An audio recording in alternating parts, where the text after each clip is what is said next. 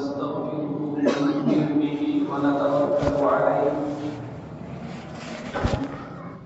ونعوذ بالله من شرور أنفسنا ومن سيئات أعمالنا من يهده الله فلا مضل له ومن يضلله فلا هادي له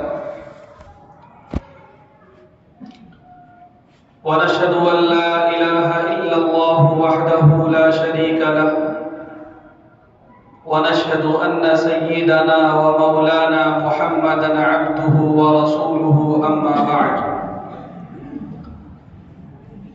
فأعوذ بالله من الشيطان الرجيم بسم الله الرحمن الرحيم إن الدين عند الله الإسلام وقال تعالى ومن يبتغي غير الإسلام دينا فلن يقبل منه وهو في الآخرة من الخاسرين وقال تعالى يا أيها الرسل كلوا من الطيبات واعملوا صالحا إني بما تعملون عليم صدق الله العظيم وقال النبي صلى الله عليه وسلم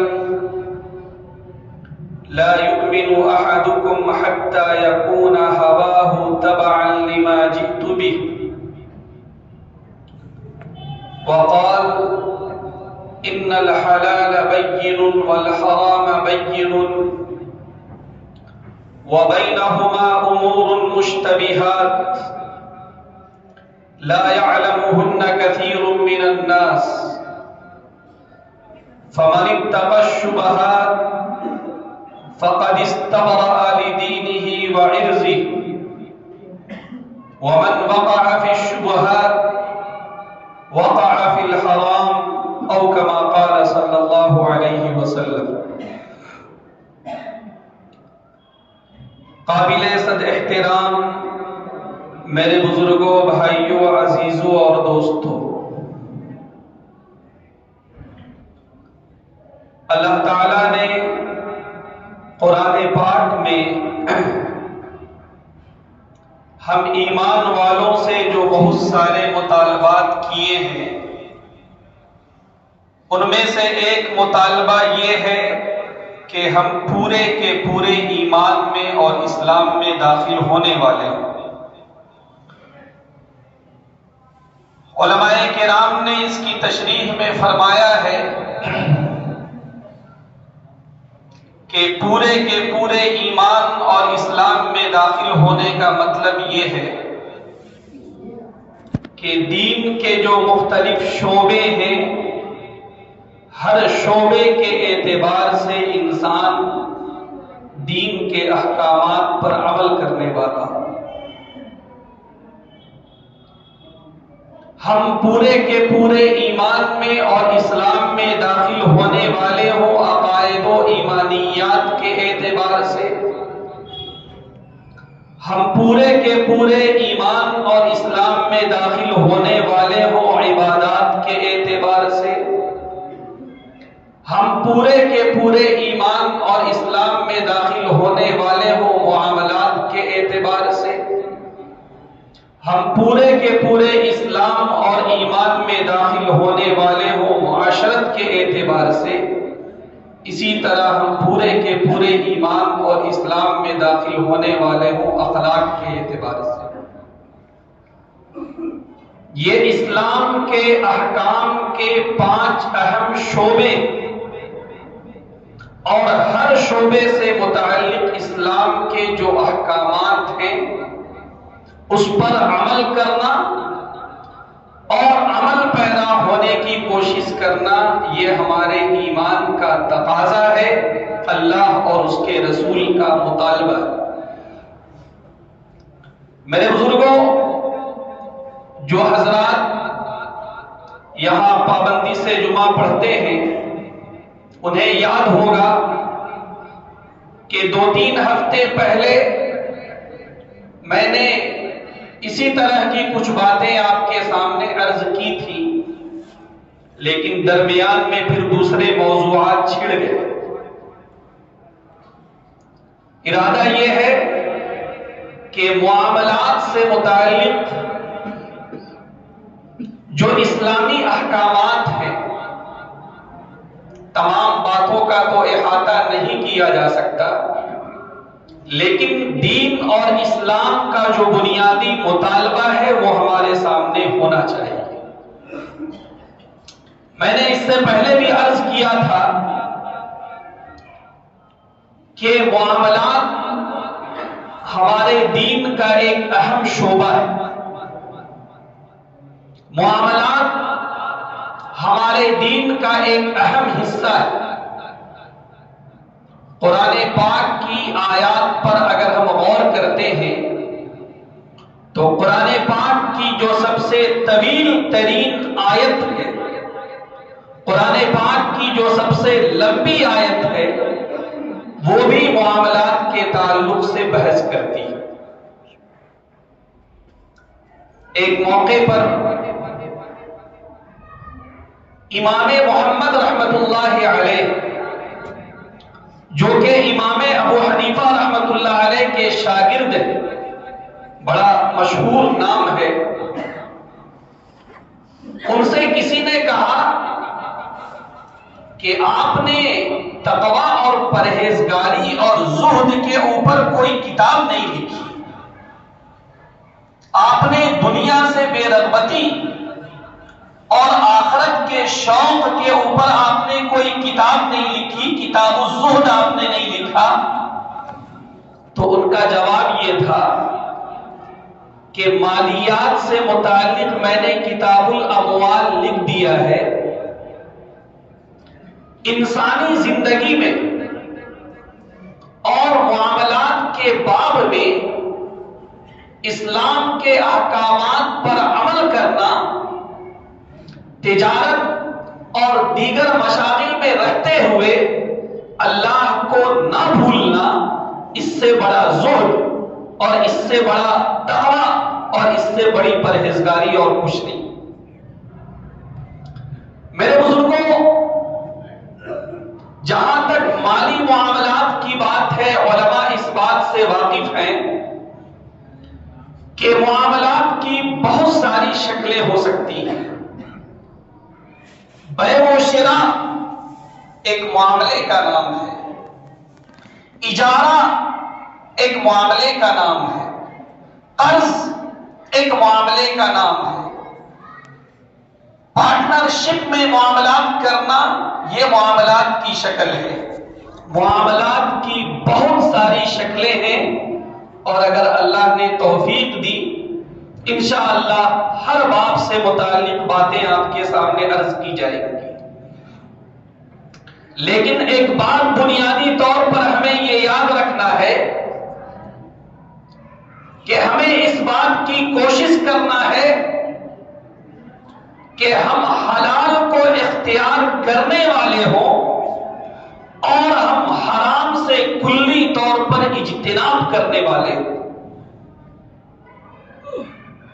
اللہ کے رسول صلی اللہ علیہ وسلم کی جو حدیث مبارکہ میں نے خطبے میں پڑھی، اس میں اللہ کے رسول صلی اللہ علیہ وسلم نے فرمایا کہ لوگوں یاد رکھو، ان الحلال بین، حضور کے ذریعے سے جو شریعت ہمیں ملی ہے، حضور کے ذریعے سے جو دین ہمیں ملا ہے، اس دین میں حلال بھی بالکل واضح ہے، والحرام بین، اور اس دین میں حرام بھی بالکل واضح ہے۔ حلال اور حرام کو دو دو چار کی طرح بیان کر دیا گیا۔ ہاں لیکن ایک بات ہے، وَبَيْنَهُمَا أُمُورٌ مُشْتَبِهَاتٌ، اس حلال و حرام کے درمیان میں بہت سارے ایسے معاملات پیش آئیں گے کہ جس کے تعلق سے شبہ ہوگا۔ علماء نے اس کی بھی وضاحت کی۔ اگر کسی چیز کے حلال ہونے کی دلیلیں واضح طور پر موجود ہوں تو وہ چیز حلال ہے،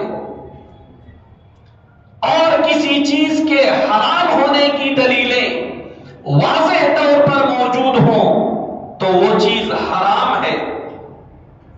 لیکن کبھی کبھی ایسا ہوتا ہے کہ انسان ذاتی طور پر کہیں ایسی جگہ پہنچ گیا، اس کے سامنے کھانے پینے کے لائق سے کوئی ایسی چیز سامنے آ گئی، اس کے سامنے معاملات کے لائق سے کوئی ایسی چیز آ گئی، وہ غور کرتا ہے، کبھی اس کو لگتا ہے کہ یہ چیز حلال ہے، اور وہ غور کرتا ہے تو کبھی اس کو لگتا ہے کہ یہ چیز حرام ہے۔ اس نوعیت کی جو چیز ہوتی ہے اسے مشتبہ کہا جاتا ہے۔ اللہ کے رسول صلی اللہ علیہ وسلم نے فرمایا کہ حلال بالکل واضح اور حرام بالکل واضح، لیکن ان کے درمیان میں بہت ساری مشتبہ چیزیں ہوتی ہیں۔ اگر کبھی ایسا معاملہ پیش آئے، اللہ کے رسول نے یہ بھی فرما دیا کہ لا يعلمهن كثير من الناس، کہ مشتبہ چیزوں کے تعلق سے حلال ہونے کا فیصلہ کیا جائے یا حرام ہونے کا فیصلہ کیا جائے، اکثر لوگ اسے نہیں جانتے۔ اس طرح کے حالات جب بھی پیش آئیں تو اللہ کے رسول نے فرمایا فَمَنِ اتَّقَى الشُّبُهَاتِ، اگر کوئی مشتبہ چیزوں سے بچتا ہے فَقَدِ اسْتَبْرَأَ لِدِينِهِ وَعِرْضِهِ، تو وہ اپنے دین اور اپنی عزت اور اپنے ایمان کی حفاظت کرتا ہے۔ میرے بزرگوں، آج ہم جن حالات سے گزر رہے ہیں، معاملات کی بہت ساری شکلیں ہیں، سرکار کی طرف سے، پرائیویٹ کمپنیوں کی طرف سے، دیگر اداروں کی طرف سے بہت ساری اسکیمیں ہیں۔ بظاہر ایسا لگتا ہے کہ یہ بڑا نفع بخش اسکیم ہے، بظاہر ایسا معلوم ہوتا ہے کہ صاحب اس میں کوئی حرج نہیں ہے، اس میں کوئی مسئلہ نہیں ہے، لیکن یہ بات یاد رکھی جائے کہ جب تک اس طرح کی مشتبہ چیزوں کے تعلق سے علماء سے دریافت نہ کر لیا جائے، ان کے حلال اور حرام ہونے کی معلومات نہ حاصل کر لی جائے، اس وقت تک اس طرح کی چیزوں میں پڑنا گویا کہ حرام میں پڑنا ہے۔ اللہ کے رسول نے فرمایا تھا کہ اگر کوئی شبہات سے پرہیز کرتا ہے وہ اپنے دین اور ایمان کی حفاظت کرتا ہے، لیکن اگر کوئی اس طرح کی مشتبہ چیزوں کو استعمال کرتا ہے تو کوئی بعید نہیں ہے کہ وہ حرام میں پڑ جائے۔ اور اس کے بعد اللہ کے رسول صلی اللہ علیہ وسلم نے ایک مثال دے کر سمجھایا اور یہ فرمایا کہ کبھی کبھی ایسا ہوتا ہے کہ کسی شخص نے ایک کھیت لگا رکھا ہے، کسی شخص نے ایک باغ لگا رکھا ہے، باغ کے مالک کی اور کھیت کے مالک کی یہ خواہش ہوتی ہے کہ اس کے باغ کو کوئی برباد نہ کرے اور اس کے باغ میں کوئی جانور جو ہے آ کے اس کے باغ کو چر نہ جائے۔ اللہ کے رسول نے مثال دیتے ہوئے فرمایا کہ اگر کوئی یہ چاہتا ہے کہ اس کا جانور کسی کے باغ میں نہ چرے تو اس کو چاہیے کہ اس باغ سے دور اپنے جانور کو چرائے۔ اس باغ کے قریب اگر اپنے جانور کو چراتا ہے تو ممکن ہے کہ اس کا جانور اس باغ میں بھی چر جائے۔ ہمارا یہ جو نفس ہے، کچھ باتیں اس کے تعلق سے پچھلے جمعہ میں عرض کی گئی تھی، ہمارا یہ جو نفس ہے اس کے اندر بھی قوت بہیمیہ ہے۔ یہ بھی بسا اوقات انسان کو متوجہ کرتا ہے کہ انسان بغیر کسی سوچ اور سمجھ کے اور بغیر سمجھے بوجھے وہ صاحب حرام اور حلال کی پرواہ کیے بغیر وہ ان چیزوں میں پڑے۔ اللہ کے رسول صلی اللہ علیہ وسلم نے فرمایا کہ نہیں، ایمان کا تقاضا یہ ہے، ایک مومن سے مطالبہ یہ ہے کہ حرام تو بہت دور کی چیز ہے، اگر کوئی چیز مشتبہ بھی ہے تو وہ اس کے قریب نہ پھٹکے۔ آج میرے بزرگوں، ہم ذاتی اعتبار سے، ہم سماجی اعتبار سے اور ہم اجتماعی اعتبار سے جن حالات کے شکار ہیں، اور کبھی کبھی ہم گویا کہ اللہ سے کہتے ہیں کہ یا اللہ ہماری دعائیں قبول کیوں نہیں ہوتی، ہم ان حالات سے دوچار کیوں ہیں، لیکن ہم غور نہیں کرتے کہ ہم ذاتی اعتبار سے، ہم خاندانی اعتبار سے، ہم سماجی اعتبار سے، ہم اجتماعی اعتبار سے مشتبہات کی تو خیر بات چھوڑیے، ہم حرام چیزوں میں پڑے ہوئے۔ میرے بزرگوں، ایک بات کو بہت اچھی طرح یاد رکھا جائے کہ یہ حرام لقمہ جو حلق سے اترتا ہے، وہ حلق سے اترنے کے بعد وہ کتنی طرح کی بربادیاں پیدا کرتا ہے، وہ کتنی طرح کی تباہ کاریاں پیدا کرتا ہے۔ اگر ہم اندازہ کر لیں تو ہم حرام اور مشتبہ چیزوں کے قریب ہم پھٹکے بھی نہ۔ اللہ کے رسول صلی اللہ علیہ وسلم اور صحابہ کرام نے ہمارے سامنے جو نمونہ چھوڑا ہے وہ بڑا زبردست نمونہ ہے۔ ایک موقع پر اللہ کے رسول صلی اللہ علیہ وسلم رات میں آرام فرما رہے تھے، اپنے ازواج میں سے کسی زوج کے یہاں آپ آرام فرما رہے ہیں اور آپ کروٹیں بدل رہے ہیں، رات بھر اسی بے چینی میں گزر گیا۔ آپ کی زوجہ نے فرمایا، اللہ کے رسول آخر کیا بات ہے کہ آج آپ بہت بے چین نظر آ رہے ہیں؟ اللہ کے رسول صلی اللہ علیہ وسلم نے فرمایا کہ وہ میرے کمرے میں ایک کھجور پڑی ہوئی تھی، میں نے اس غرض سے کہ کہیں وہ کھجور برباد نہ ہو جائے، ضائع نہ ہو جائے، اس کو میں نے کھا لیا، لیکن بعد میں مجھے شبہ ہوا کہ کہیں ایسا نہ ہو کہ وہ صدقے کی کھجور ہو۔ جی تھوڑا غور کرنے کی بات ہے، میرے کمرے میں سامان میرا ہوگا، میرے کمرے میں جو بھی سامان ہے اس کی ملکیت میری ہے، اس کا مالک میں ہوں۔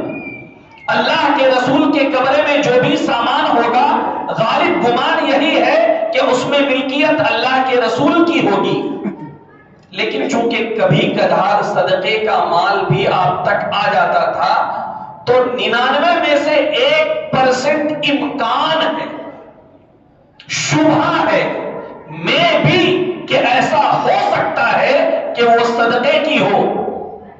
اس کی بے چینی اور اس کی وجہ سے پریشانی کا عالم یہ ہے کہ رات بھر نیند نہیں آ رہی۔ آج اللہ ہم کو معاف کرے، سود ہم ڈکارتے ہیں، بڑے آرام سے لاکھ روپے، 5 لاکھ روپے، 10 لاکھ روپے فکس ڈپوزٹ ہم نے کرا دیا، بیٹی کی جب شادی ہوگی اس کو ہم نکال لیں گے۔ بڑا آسان سودا معلوم ہوا کہ 10 سال میں 5 جو ہے 10 ہو جائے گا، 10 جو ہے 20 ہو جائے گا، آسانی کے ساتھ بیٹی کی شادی ہوگی۔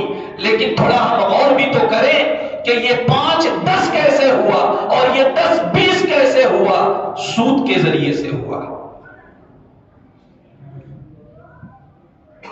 اور اس کے بعد ہم صاحب یہ رونا روتے ہیں کہ بیٹی کی شادی ہو گئی، داماد اچھا نہیں ملا، بیٹی کی شادی ہو گئی اور صاحب بیٹی اپنے سسرال میں سکون سے نہیں ہے، بیٹی اپنے سسرال میں چین سے نہیں ہے۔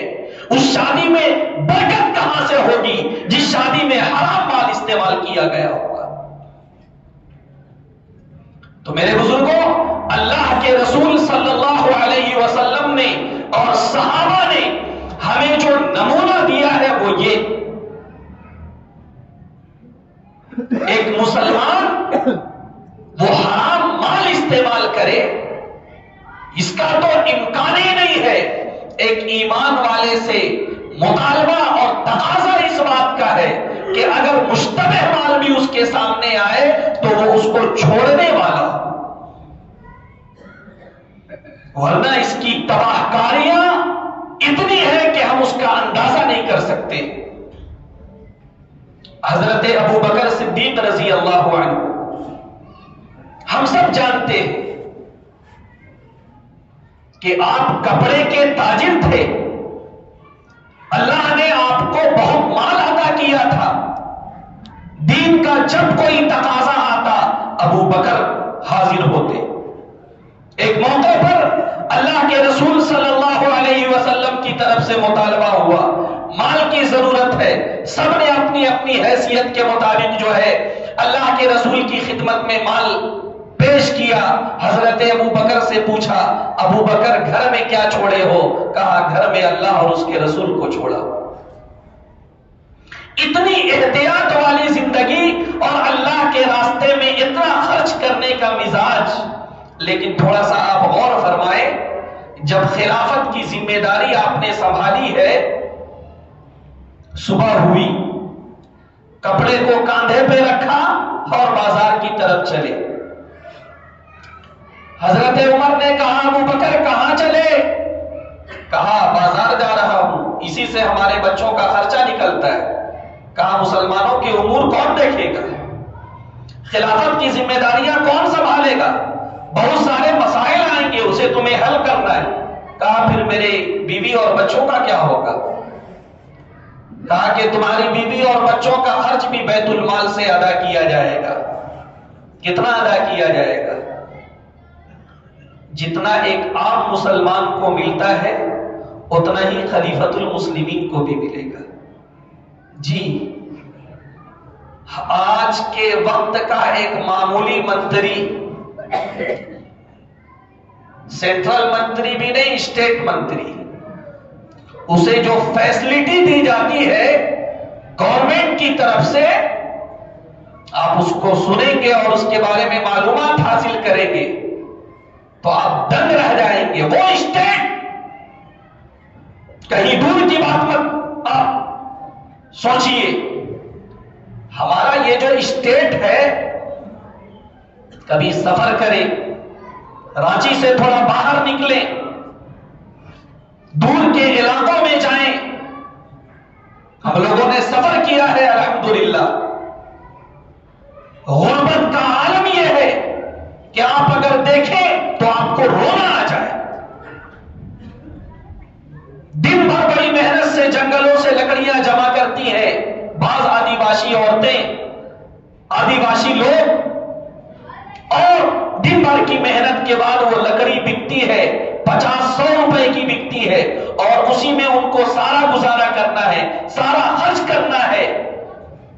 ایسے بیکورڈ اسٹیٹ اور ایسے غربت میں مبتلا اسٹیٹ، اس کے منتریوں کا عالم یہ ہے کہ کروڑوں کی گاڑیاں انہیں مل رہی ہیں، انہیں کروڑوں کے فلیٹس مل رہے ہیں، انہیں ہر طرح کی سہولیات مل رہی ہیں۔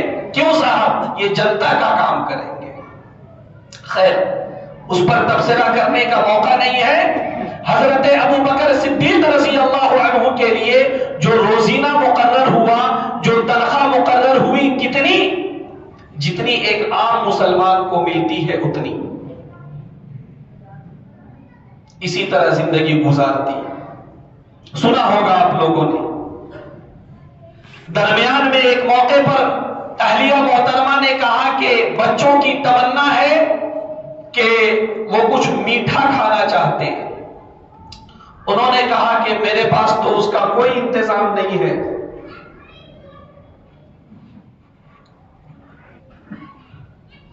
اگر ہو سکے تو تم ہی کہیں سے انتظام کرو۔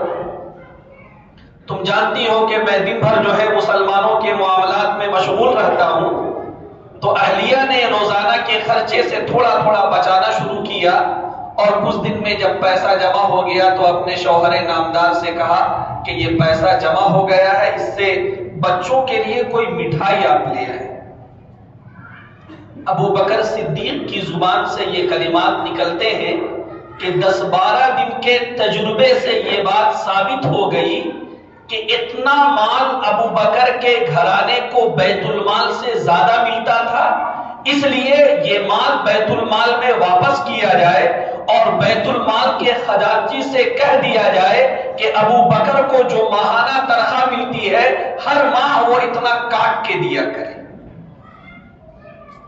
یہ ہے احتیاط کا عالم۔ لیکن اور آگے سنیے، ان کی وفات کا وقت ہے، دل میں ایک بے چینی، اپنی چہیتی بیٹی حضور کی زوجہ محترمہ حضرت عائشہ کو بلاتے ہیں اور فرماتے ہیں عائشہ وہ دیکھو فلاں جگہ پہ میرا جو باغ ہے اس کو میرے مرنے کے بعد بیچ دینا، اور یہ اندازہ لگانا کہ ابو بکر نے جتنے دن خلافت کی ہے بیت المال سے اس نے کتنا مال لیا ہے، جتنا مال بیت المال سے ابو بکر نے لیا ہے اس باغ کے پیسے سے اتنا مال بیت المال کو واپس کر دے گا۔ یہ ہے احتیاط۔ حالانکہ بیت المال سے جو مال مقرر کیا گیا، جو مال انہوں نے لیا وہ ان کے لیے بالکل جائز تھا، لیکن کمانے احتیاط یہ ہے کہ نہیں، وہ مسلمانوں کا اجتماعی مال تھا، ہو سکتا ہے اس ہو سکتے میں بھی اپنے ذاتی مال کو بیچ کر اتنا مال بیت المال کے حوالے کیا۔ اللہ ہم سب کی حفاظت فرمائے۔ آج جو ہمارا اجتماعی فنڈ ہے اسے تو مال غنیمت بنا دیا جاتا ہے، اس کے ساتھ معاملہ یوں ہوتا ہے مال مفت دل میں رحم، خرچ کرو جیسے کرنا ہے۔ یہ کس نے کہا؟ کہیں پر بھی اگر کوئی اجتماعی مال جمع ہو رہا ہے وہ آپ کے ہاتھ میں امانت ہے، اگر کوئی اس کا ذمہ دار ہے، ایک ایک پیسے کا وہ ذمہ دار، کل قیامت کے دن ایک ایک پیسے کا حساب اسے اللہ کے یہاں دینا ہوگا۔ اللہ ہم سب کی حفاظت فرمائے۔ آج جو ہمارا اجتماعی نظام ہے مجھے معاف کیا جائے، چاہے وہ مدارس کا نظام ہو، مساجد کا نظام ہو، مراکز کا نظام ہو، دینی اداروں اور دینی تنظیموں کا نظام ہو، اگر مالی معاملات میں شفافیت پیدا کر لی جائے، خدا کی قسم خدا آسمان سے مال برسائے گا۔ جس طرح ذاتی زندگی میں اگر کوئی احتیاط کرتا ہے اللہ کی طرف سے برکت کا نزول ہوتا ہے، اسی طرح اداروں میں، مدارس میں، مراکز میں، مساجد میں اگر احتیاط کی جائے تو انشاءاللہ غیب سے اللہ ایسا انتظام کرے گا کہ ہم تصور نہیں کر سکتے۔ میرے بزرگوں، مالیات کے باب میں ہمیں بہت احتیاط کرنے کی ضرورت ہے۔ میں نے شروع میں عرض کیا کہ یہ حرام لقمہ جب حلق سے اترتا ہے تو وہ کیسی کیسی تباہ کاریاں پیدا کرتا ہے، اللہ ہم سب کی حفاظت فرمائے۔ سب سے پہلے حرام لقمہ وہ دل پر اثر انداز ہوتا ہے۔ بزرگوں نے لکھا ہے کہ جو زبان حرام مال کی عادی ہوتی ہے، جو شخص حرام مال کا عادی ہوتا ہے اس کا دل سخت ہوتا ہے،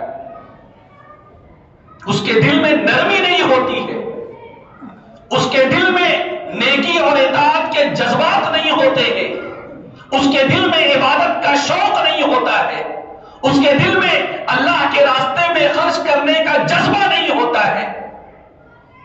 سب سے پہلے یہ حرام مال دل کو سخت کرتا ہے، سب سے پہلے یہ حرام مال دل کو سیاہ کرتا ہے۔ اور اللہ کے رسول نے فرمایا تھا کہ سن لو، بدن میں ایک ایسا حصہ ہے اگر وہ ٹھیک ہے تو پورا بدن ٹھیک ہے، اور اگر وہ خراب ہے تو پورا بدن خراب ہے۔ ایک بات یاد رکھی جائے، اللہ ہم سب کو ایمان اور یقین نصیب فرمائے۔ کبھی کبھی ہم یہ سوچتے ہیں کہ صاحب اگر اس ذریعے سے ہم نہیں کمائیں گے تو ہماری آمدنی کیسے ہوگی؟ نہیں، ہمیں یقین اس بات کا رکھنا ہے کہ ہماری قسمت میں جو رزق اللہ نے لکھ دیا ہے وہ ہمیں مل کر رہے گا۔ اللہ سے اچھا گمان رکھیں، اللہ حلال طریقے سے آپ کی قسمت کا رزق آپ کو دے گا۔ کتنے واقعات اس طرح کے ہیں۔ اللہ پر بھروسہ رکھا جائے، صبر سے کام لیا جائے، اور جو ظاہری اسباب ہیں اس کو اختیار کیا جائے۔ اللہ نے آپ کی قسمت کا جو حصہ، جو رزق اللہ نے لکھ دیا ہے وہ آپ کو مل کر رہے گا۔ حدیث پاک میں یہ بات فرمائی گئی کہ دو چیزیں انسان کے پیچھے پیچھے دوڑتی ہیں، ایک اس کی موت اور دوسرا اس کا رزق۔ جب اللہ کی طرف سے یہ وعدہ ہے تو کیوں ہم حرام میں پڑنے جائیں؟ جب اللہ کی طرف سے یہ وعدہ ہے تو کیوں ہم مشتبہ مال میں ہم اختیار کرنے والے؟ ایک واقعہ، اسی زمانے کے ایک بزرگ ہیں، عالم دین، بہت بڑے عالم دین، شیخ علی طنطاوی رحمت اللہ علیہ، جو دمشق کے رہنے والے تھے۔ ابھی میرا خیال ہے کہ 8-10 سال پہلے ان کا انتقال ہو گیا۔ عربی کے بہت بڑے ادیب ہیں اور بڑی زبردست کتابیں انہوں نے لکھی ہیں۔ ان کی ایک کتاب ہے، اس کا نام ہے ذکر آیات، عربی زبان میں یہ کتاب ہے، اور اس میں انہوں نے بڑے زبردست واقعات اپنی زندگی کے لکھے ہیں۔ انہوں نے باقاعدہ یہ کہا کہ میں یہ جو واقعہ لکھ رہا ہوں وہ میرے سامنے کی بات ہے، اور میں اپنے سامنے کی بات اس کتاب میں درج کر رہا ہوں۔ انہوں نے لکھا کہ دمشق میں ایک جگہ تھی جہاں پہ بڑی برائیاں ہوا کرتی تھیں، تو ایک بادشاہ اللہ نے اس کو توفیق دی، اس نے اس جگہ کو خریدا اور وہاں پر ایک مسجد بنا دی۔ اس مسجد کا نام اس نے مسجد توبہ رکھا۔ وہ جامع مسجد تھی، بڑی مسجد تھی، اور ہم سب جانتے ہیں کہ باہر ملکوں میں بھی اور ہندوستان میں بھی عام طور سے بڑی مسجدوں میں تعلیم کا بھی نظام ہوتا ہے، طلبہ وہاں رہتے ہیں، پڑھتے ہیں، دین کا علم حاصل کرتے ہیں۔ اسی طرح ایک دین کا طالب علم اس مسجد میں رہا کرتا تھا۔ پرانے زمانے میں فقر و فاقے کا دور تھا، پریشانیوں کا دور تھا۔ ایک مرتبہ ہوا یہ کہ اس طالب علم کے پاس کھانے کا کوئی سامان نہیں تھا۔ ایک دن گزر گیا، 2 دن گزر گیا، 3 دن گزر گیا۔ میں یہ نقطہ آپ کے سامنے عرض کر رہا ہوں کہ اگر صبر سے کام لیا جائے تو حلال طریقے سے کس طرح آپ کی قسمت کا رزق اللہ آپ تک بھیجتا ہے۔ تیسرے دن بیچارہ جب بھوک سے بڑا پریشان ہوا تو اس نے کہا کہ اب میں تو مرنے کے کگار پر ہوں، اب ایسا لگتا ہے کہ اگر میں حرام مال 1-2 لقمہ کہیں سے لے لوں تو وہ بھی میرے لیے جائز ہو جائے گا، کیونکہ میں مرنے کے کگار پر ہوں۔ علماء نے لکھا ہے کہ اگر کوئی بھوک کی اس شدت میں پہنچ جائے کہ آس پاس میں کوئی انتظام نہ ہو اور کوئی 1-2 لقمہ مردار ہی کا کیوں نہ ہو، وہ جان بچانے کے لیے اگر وہ استعمال کرتا ہے تو اس کی اجازت ہے۔ بات سمجھ میں آ رہی ہے؟ ہاں، جان بچانے کے لیے، ڈکارنے کے لیے نہیں جی۔ بہرحال وہ بیچارہ پریشان ہو کے مسجد سے نکلا، وہ ایک گھر کی طرف وہ متوجہ ہوا۔ پرانے زمانے میں آپ جانتے ہیں کہ گھر کا کچن اور باتھ روم گھر کے باہری حصے میں ہوا کرتا تھا تاکہ دھواں وغیرہ سے گھر کا اندرونی حصہ محفوظ رہے۔ اب تو صاحب وہ دور بھی نہیں رہا۔ اس نے دیکھا کہ کچن میں کچھ پک رہا ہے، بیچارہ بھوک کا مارا وہ گیا کچن، اتفاق سے کوئی وہاں پہ نہیں تھا، اس نے کچھ نکالا اور منہ میں ڈالنا چاہا۔ پھر اس کے دل میں خیال آیا کہ نہیں، میں دین کا طالب علم ہوں، یہ مال میرے لیے حلال نہیں ہے۔ اس نے رکھ دیا اور پھر اسی پریشانی کے عالم میں پھر سے اپنے شیخ کے درس میں وہ چلا گیا۔ بھوک کا عالم تھا، شیخ درس میں کیا کہہ رہے ہیں نہیں کہہ رہے ہیں اس کی سمجھ میں کچھ نہیں آیا۔ درس جب ختم ہوا، سارے بچے چلے گئے، یہ لڑکا بھی بیٹھا رہا۔ اتفاق سے اس شیخ کے پاس ایک لڑکی نقاب پوش آئی اور اس نے جو ہے شیخ سے کچھ باتیں کی۔ یہ لڑکا سن نہیں رہا تھا کہ ان دونوں کے درمیان میں کیا بات ہو رہی ہے۔ شیخ نے اس لڑکے کو بلایا، کہا عزیزم تمہاری شادی ہو گئی؟ اس نے کہا نہیں حضرت میں تو کنوارا ہوں۔ کہا کہ دیکھو یہ لڑکی جو ہے اس کے شوہر کا انتقال ہو گیا ہے اور یہ چاہتی ہے کہ کسی سے نکاح کرے، اگر تم نکاح کرنا چاہو تو اس سے کر لو۔ اس نے کہا حضرت 2 لقمہ کھانے کا میرے پاس پیسہ نہیں ہے، میں شادی کہاں سے کروں؟ شادی کے بعد کی ذمہ داریاں میں کیسے ادا کروں گا؟ کہا کہ نہیں، یہ عورت راضی ہے، کوئی اس کو نیک اور صالح لڑکا بس مل جانا چاہیے۔ اس نے کہا ٹھیک ہے، اگر ایسی بات ہے تو ٹھیک ہے۔ اس نے حامی بھر دی۔ شیخ نے لڑکی کے گارجین کو بلایا، 2 گواہوں کو بلایا، شادی کر دی اور اس کے بعد کہا کہ جاؤ اپنی زوجہ کے ساتھ جو ہے اس کے گھر چلے جاؤ۔ اتفاق یہ کہ اس کی زوجہ محترمہ وہ جو طالب علم تھے اس کو اسی گھر میں لے کے گئی جس گھر میں ابھی یہ کچھ دیر پہلے گھس چکے تھے۔ بڑا ان کو تعجب ہوا جب وہ بیٹھے اور زوجہ محترمہ نے نقاب اٹھایا تو بڑی حسین و جمیل خاتون۔ پھر اس کو بڑا تعجب ہوا کہ یہ کیا ہو رہا ہے۔ اس کے بعد اکرام کے طور پر جب کھانے کا برتن اس کے سامنے لایا گیا تو اتفاق سے یہ وہی برتن تھا جس برتن میں ابھی 2-4 گھنٹہ پہلے اس نے ہاتھ ڈالا تھا چوری کی نیت سے، لیکن پھر جو ہے جب اسے بات یاد آ گئی کہ میں دین کا طالب علم ہوں اور پھر اللہ کے ڈر سے اس نے چھوڑ دیا تھا۔ جب یہ سارے حالات اس نے دیکھے اس کی آنکھوں سے آنسو جاری ہو گئے اور اس کے دل میں یہ یقین پیدا ہو گیا کہ میں نے تھوڑی دیر کے لیے حرام سے اپنے آپ کو بچایا، مشتبہ چیز سے اپنے آپ کو بچایا تو اللہ نے ایسا نہیں ہے کہ صرف وہ رزق میرے ذمے کیا، بلکہ اللہ نے ایک خوبصورت بیوی بھی عطا کی، اللہ نے ایک بہترین گھر بھی عطا کیا، اللہ نے مستقل میرے لیے انتظام بھی کر دیا۔ میرے بزرگوں اس طرح کے 1-2 نہیں بلکہ سینکڑوں واقعات ہیں۔ تھوڑا ہم غور بھی تو کریں کہ جن لوگوں نے احتیاط کی زندگی گزاری ہے انشاءاللہ ان کی آخرت تو درست ہوگی ہی، لیکن مجھے کوئی بتائے کہ ان کی دنیا کہاں پر خراب ہوگی۔ جن لوگوں نے احتیاط کی زندگی گزاری ہے مجھے کوئی بتائے، میں اسے تسلیم کرنے کے لیے تیار ہو جاؤں گا کہ احتیاط کی وجہ سے ان کے پاس مال کم تھا اور ان کی بیٹی باقی رہ گئی، بیٹا باقی رہ گیا۔ نہیں، اس حلال مال میں، اس تھوڑے مال میں اللہ ایسی برکت ڈالتا ہے کہ ساری ذمہ داریاں وہ اسی تھوڑے مال میں نبھاتا چلا جاتا ہے۔ جی اس لیے میرے بزرگوں ضرورت اس بات کی ہے کہ ہم اللہ سے دعا کریں کہ یا اللہ میرے لیے حلال مال کا انتظام ہو، اور یا اللہ مجھے ایسی زبان اور ایسا معدہ عطا کر جو صرف حلال کو قبول کرنے والا ہو۔